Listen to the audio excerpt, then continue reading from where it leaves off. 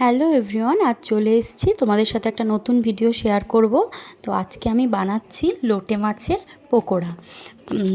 ফার্স্টে লোটে মাছগুলোকে কাটা ছাড়িয়ে জল ঝরিয়ে পরিষ্কার করে নিলাম। তারপরে আদা রসুন অল্প একটু পেঁয়াজ কাঁচা লঙ্কা এগুলো পেস্ট করে নেব। তো এগুলো পেস্ট করার জন্য আমি মিক্সিং জারে এগুলোকে সব দিয়ে পেস্ট করে নেব। তারপরে লোটে মাছগুলোর ওপরে একটু ধনেপাতা কুচি এই পেস্টটা দিয়ে ভালো করে লোটে মাছগুলোকে মাখিয়ে নেব। ভালো করে মাখিয়ে নেওয়ার পরে তারপরে আমি এর মধ্যে অ্যাড করব একটু লেবুর রস। লেবুর রসটা দিলে এটার লোটে মাছের যে একটা গন্ধ হয় সেই গন্ধটা অনেকটা মরে যায়। তার মধ্যে আদা রসুন তো আছেই, কোনো রকম বাজে গন্ধ ছাড়বে না, লোটে মাছের একটু গন্ধ হয় উগ্র।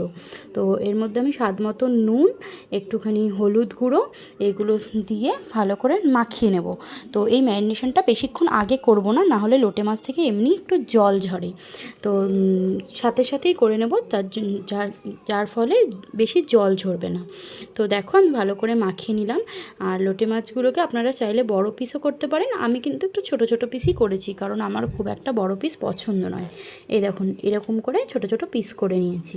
এরকম ছোট ছোট পিস করে নিলে খেতেও ভালো লাগবে। তো এর মধ্যে তারপরে আমি একটু কর্নফ্লাওয়ার দিয়ে নেব। আর কর্নফ্লাওয়ার মধ্যে আপনি একটু নুনও অ্যাড করতে পারেন, কারণ কর্নফ্লাওয়ারটা দেওয়াতে একটু নুনের পরিমাণটা কম লাগবে। খুব একটা পাতলা পাতলা মাখবেন না, এইরকম একটু গাঢ় গাঢ় করে আঠা আঠা করে মাখবেন, নাহলে লোটে মাছ থেকে জল ছাড়বে। এরকম মাখা হয়ে গেলে দেখুন মানে একটু শক্ত করেই মাখবেন, বেশি একদম পাতলা পাতলা যেন না হয়। তো এর মধ্যে আমি আরেকটু কর্নফ্লাওয়ার অ্যাড করে নিয়েছিলাম, আমার একটু পাতলা হয়ে গেছিলো বলে। তারপরে এরকম একটা থালার মধ্যে বিস্কুট গুঁড়োর মধ্যে, মানে লেরিও বিস্কুটের গুঁড়োর মধ্যে এগুলোকে একটা ফার্স্ট কোট করলাম। ফার্স্ট কোট করার পরে আমি আবার একটা ব্যাটার, মানে এটাই যে ব্যাটারটার মধ্যে আমরা রেডি করেছিলাম সেই ব্যাটারটাই আমি বাটিতে অল্প একটু তুলে রেখেছিলাম, সেই বাটিতে আবার দিয়ে আমি আবার একবার সেকেন্ড কোট করব। আপনারা চাইলে এটাকে একটা কোট করেও করতে পারেন, দুটো কোট করলে খুব ক্রিস্পি হয়, এই কারণে আমি দুটো কোট করে নেব। দুটো কোট করে নিয়ে আমি গরম তেলে এটাকে ভালো করে ভেজে নেব। গরম তেলে এটাকে ভালো করে লাল লাল করে ভাজলে জিনিসটা খেতেও খুব মুচমুচে হবে। আর এই দেখো হয়ে গেছে আজকে রেডি আমার লোটে মাছের পকোড়া।